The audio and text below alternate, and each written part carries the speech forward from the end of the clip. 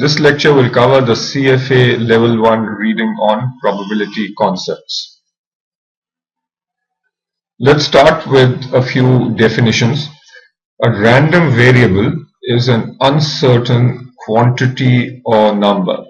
Classic example is when you toss a coin, whether you get heads or tails, that's a random variable. So the possible values of the random variable are heads, tails, or when you roll a die, the number that you get on top is the random variable. An event is a single outcome or a set of outcomes. So again, if you roll a die and the event that you get a 1 is an outcome, you might also say that another outcome might be defined as getting even numbers. Mutually exclusive events are events that cannot both happen at the same time. So here again, if you roll a die, you can say that getting a 1 and getting a 2 are mutually exclusive because you can't get both a 1 and a 2 at the same time. Exhaustive events are those that include all possible outcomes. So continuing with the rolling a die example, getting a 1 or a 2 or a 3, 4, 5, 6, these are all the possible events, and we can say that these 6 events are exhaustive. More specifically, we can say that these 6 events are mutually exclusive and exhaustive.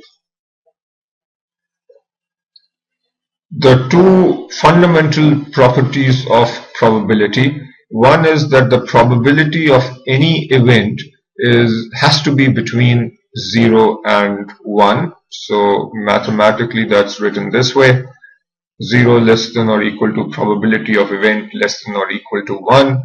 For a set of events that are mutually exclusive and exhaustive, the sum of probabilities is 1. So in the rolling a die example, the probability of getting a 1 is 1/6, probability of getting a 2 is 1/6, and so on. If you take all 6 events which are mutually exclusive and exhaustive, the sum of those 6 probabilities will be equal to 1.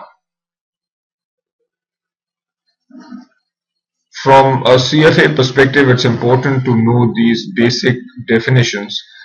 Empirical probability is one type of probability which you arrive at by analyzing past data.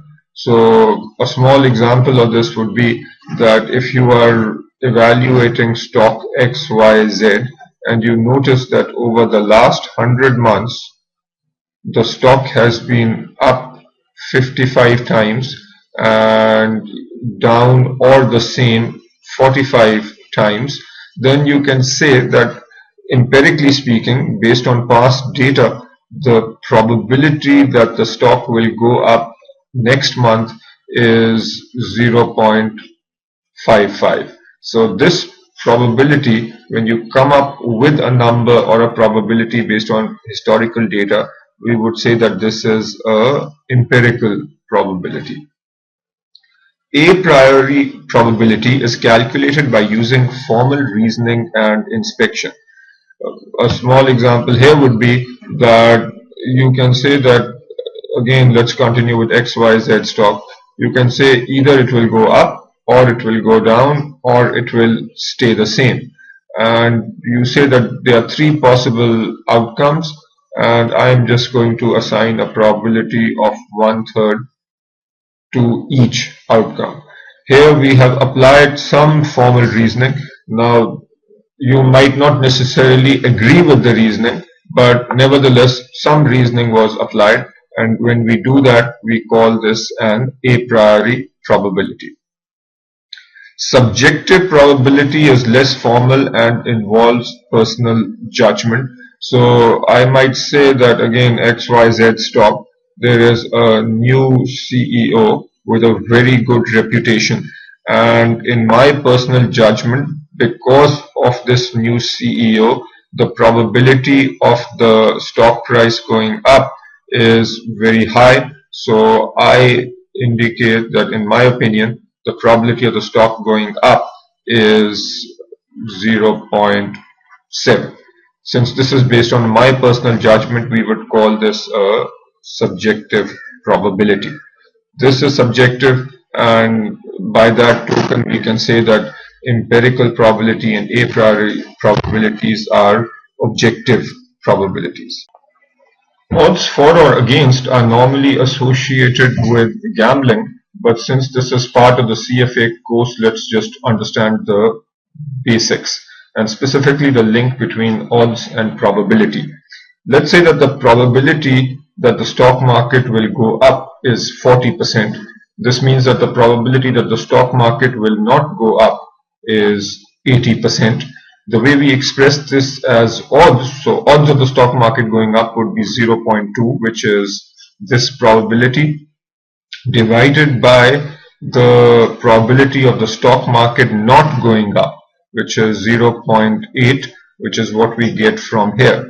So we can then say that the odds for the stock market going up are 1/4, and the odds against are so this is the 0.8 divided by 0.2, so odds against are 4/1. Now if you were to solve this the other way around and you were given that the odds of the market going up are 1/4 and you are to determine the probability, all you need to do is say that the probability simply becomes 1 divided by 1 plus 4, which is equal to 1/5. A few more definitions now. What's an unconditional probability? The unconditional probability of event A, written as this, is the probability of an event regardless of the outcomes of other events. So if we refer to probability of a recession is 0.5, this means that the probability of a recession is 0.5, and this probability does not depend on any other events. A conditional probability, written as probability of A given B, is the probability of A given that B has occurred. So we might say here, what's the probability of a recession given that there is a interest rate increase? Dependent events is when knowing the outcome of one event tells you something about the probability of the other. So we might say that the event of having a recession and the event of a possible increase in interest rates are dependent on each other, because knowing the probability of an interest rate increase tells you something about the probability of whether or not there will be a recession. Independent events, this is where the occurrence of one event does not influence the occurrence of the other. So if you flip a coin, you might get heads or tails.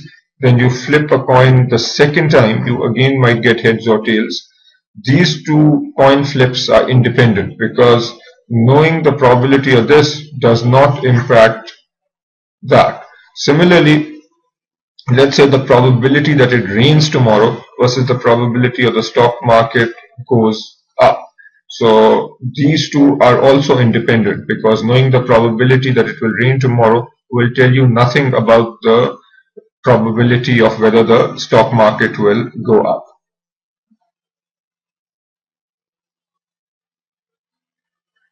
Joint probability. The probability that both of two events will occur is called their joint probability. So this is an important formula that you should put on your formula sheet. The probability of A and B both happening is equal to the probability of A given B times the probability of B. Now let's continue with the interest rate and recession example.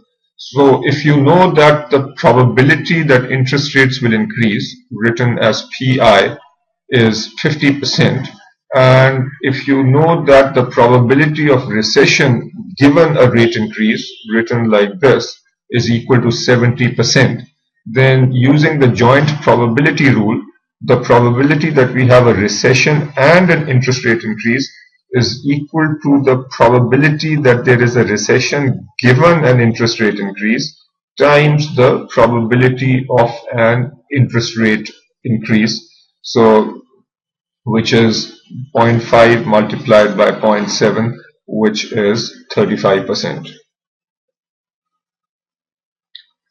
What's the multiplication rule?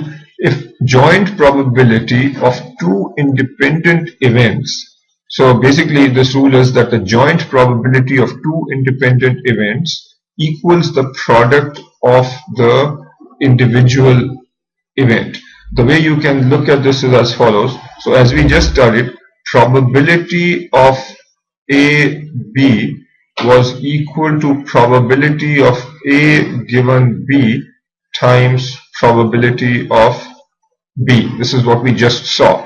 If A and B are independent, then probability of A given B would simply be probability of A. Since A and B are independent, knowing something about B tells you nothing about A. So this simply becomes probability of A, and hence probability of AB is probability of A times probability of B. So on the roll of two dice, the probability of getting 2 4s, since the two rolls are two events here are independent, the probability of getting 2 4s would simply be 1/6 times 1/6. Take another example. If 60% of recent quarters the earnings per share for a stock that you are tracking has increased, and in 40% of recent quarters EPS has decreased or stayed the same. If EPS for second quarter was larger than EPS for first quarter, so this is also given, what is the probability that EPS decreases or remains unchanged in the next 2 quarters? Now, assuming that what happens in every quarter is independent, let's say that the probability of remaining unchanged, as we've seen here, is 0.4. So since these two events are independent, the probability of the same thing happening in 2 quarters is simply 0.4 times 0.4, which is equal to 0.16. Now let's look at the additional rule for probabilities. The probability of A or B, which means the probability of A happening or B happening or both A and B happening, is equal to probability of event A plus probability of event B minus the probability of A and B both happening. And let's look at an example. Let's say that the probability of interest rates going up is 0.5.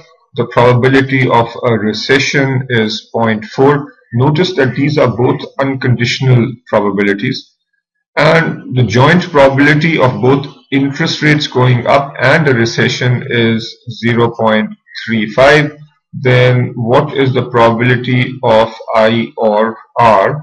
So this would simply, so probability of interest rate going up or a recession would be equal to the probability of interest rate going up plus the probability of a recession minus the probability of both interest rates going up and having a recession.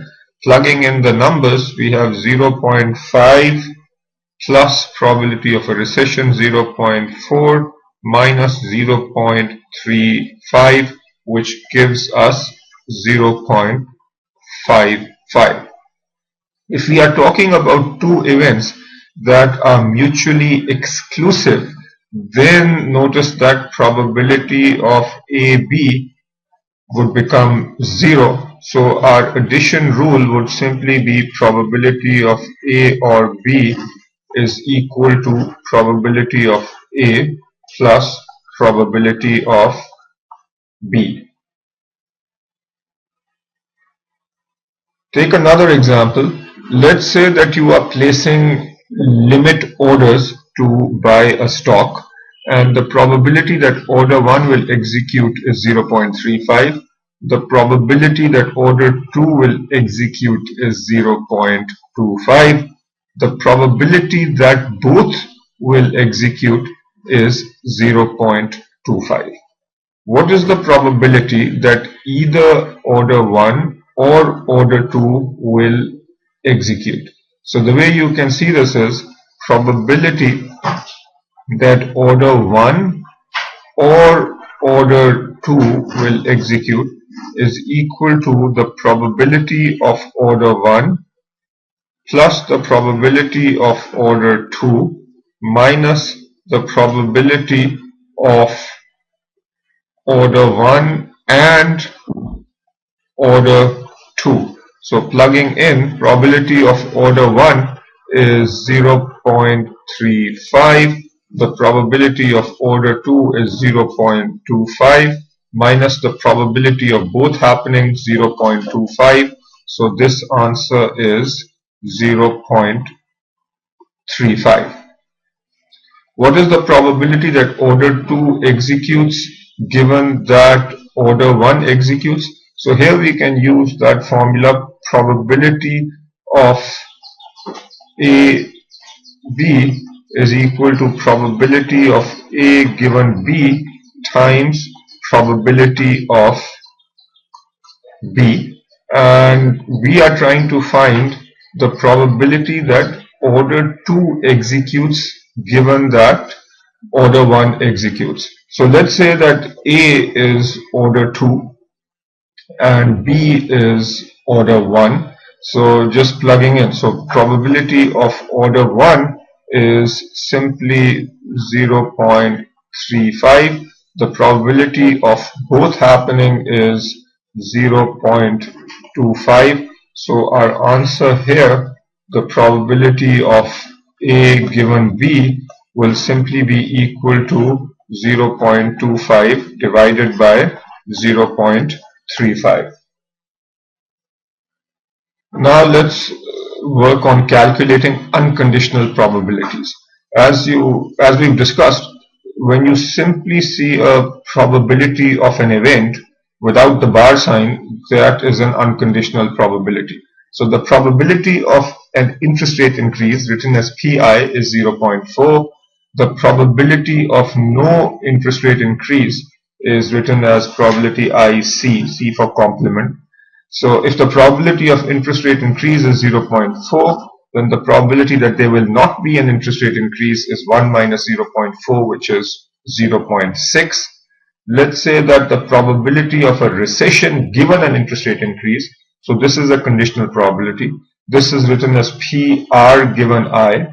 The probability of a recession given that there is no interest rate increase, written as PR given IC, I complement, is 0.1.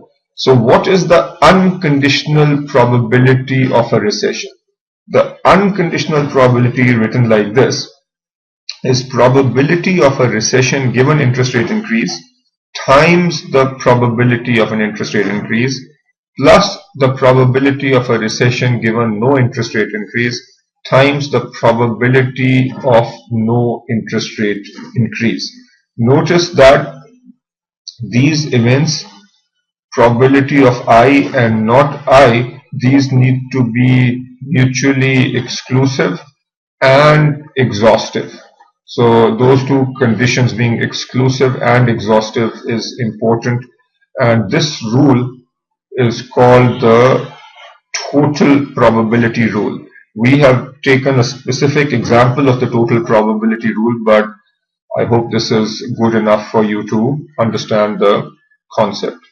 Now we'll talk about the application of probability rules that we have learnt, and we will start with the Bayes formula. The Bayes formula allows us to adjust our viewpoint when we receive new information. So let's say that we are tracking a certain event and the probability of that event is given by PE. What happens to the probability if we receive certain new information I? The way we write this is probability of that same event that we were tracking given the new information is equal to the original probability of that event times probability of information given the event divided by the probability of the information. Now, I think the CFA curriculum does a nice job of giving an example here, which I will describe. So, let's say that the probability that you are tracking a company called DriveMed, and they are going to announce their earnings per share next week, and there are certain expectations about EPS, and you think that the probability that earnings per share will exceed expectations is 0.45 based on your research and your knowledge of the company and the industry. Other relevant information is that the probability that the EPS will meet expectation is equal to 0.3. The probability that EPS will be below expectation is 0.25. These are referred to as prior probabilities. Now, you get some new information that the company has decided to expand. Now, based on this information, you decide to update the probability of the event. Basically, what you conclude is that since this company is expanding, so they've made an announcement they will expand, most probably the earnings are going to be good, and in fact you believe now that the probability that earnings will exceed expectations will probably be more than 0.45 because why else would DriveMed expand? Now, what is the new probability?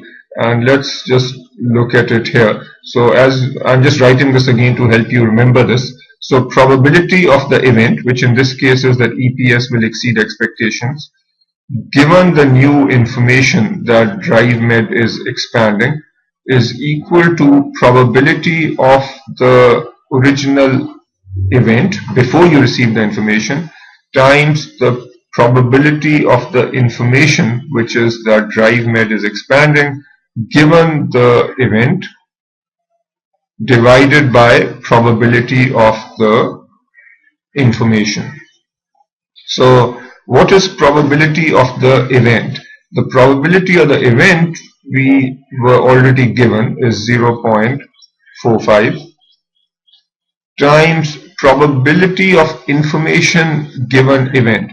So let's say that you had evaluated some more likelihoods here, and you had, based on your research, concluded that the probability that DriveMed expands, so this is the information, given that EPS will exceed expectations is 0.75. Similarly, probability of DriveMed expanding given that EPS meets expectation is 0.2, and probability DriveMed expands given that EPS is below expectation is obviously very low and at 0.05. So these are likelihoods that you have determined based on your research. Plugging in the 0.75 over here, so that's this probability of information given event is 0.75, and what we now have to find is the unconditional probability Pi. Pi is now calculated using the total probability rule. So if you recall, the total probability rule tells us that the probability of this information that DriveMed expands is equal to probability of I given that EPS will give probability of I given that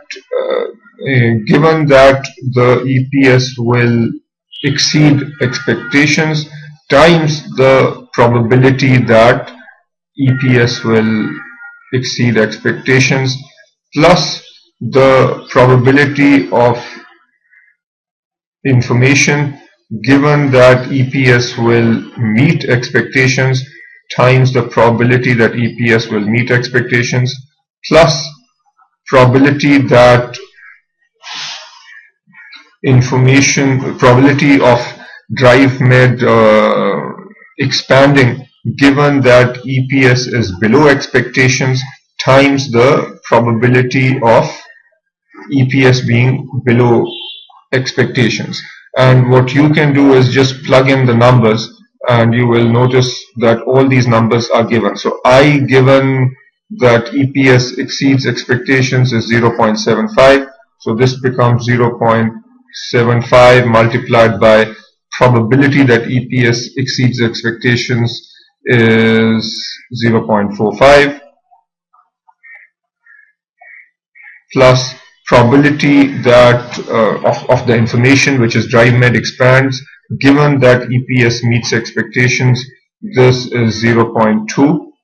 So plus 0.2 times the probability that we meet expectations is 0.3, and the final one here, probability that DriveMed expands given that EPS is below expectations is 0.05 multiplied by probability of EPS being below expectations, which is 0.25. So now what you need to do is multiply all these out, add them up. That will give you probability of the unconditional probability of the new information. Plug that in here and you will get the probability of E given I, and come up with your answer and then double check this in the curriculum. And then what I want you to do is go through the rest of this example in the curriculum, and that will help you understand Bayes formula quite well. Just as a side point, probability of E given I, which is what we calculated, is called the posterior probability. Also, I would suggest that this Bayes formula, most people have trouble with this, and I don't think it's worth spending too much time on this before you understand all the other concepts. The probability of being tested on this is low, and even if you are tested, then make sure you know this formula, and as long as you understand this example, you are in good shape. But once you've understood the other material in this chapter, then focus on this topic. Okay, another application of probability can be used in an investment tree. Let's take a small example. Let's say that there are two scenarios for our economy. Either there will be a boom or a recession. And let's say the probability of a boom is 0.6, probability of a recession is 0.4, and the stock that you are following, let's say that if there is a boom, there is a 0.7 probability that the earnings per share for your stock will be 1.5, and in the boom situation, there is a 0.3 probability that the earnings per share will be 1.0. On the other hand, if there is a recession, then there is a 0.8 probability that the EPS will be 0.5, and there is a 0.2 probability that earnings will be 0. Now the question is, what is the expected value of the earnings per share? The way you do that is you look at all these possible values for EPS and their probabilities. So what's the probability of EPS being 1.5? That is 0.6, which is the probability of a boom, times 0.7. So the probability is 0.42. The probability of EPS being 1.0 would be 0.6 into 0.3, which is 0.18. The probability of this EPS of 0.5 would be 0.4 into 0.8, which is 0.32. And the probability of EPS 0 would be 0.4 into 0.2, which is 0.08. Now, what's the expected EPS? The expected EPS would simply be 1.5 into 0.42 plus 1.0 into 0.18 plus 0.5 into 0.32 plus 0 into 0.08. So you do all these multiplications, add it up, and you will have your expected EPS, which if you do the calculation should come out to be expected value of your EPS given all these probabilities is 0.97.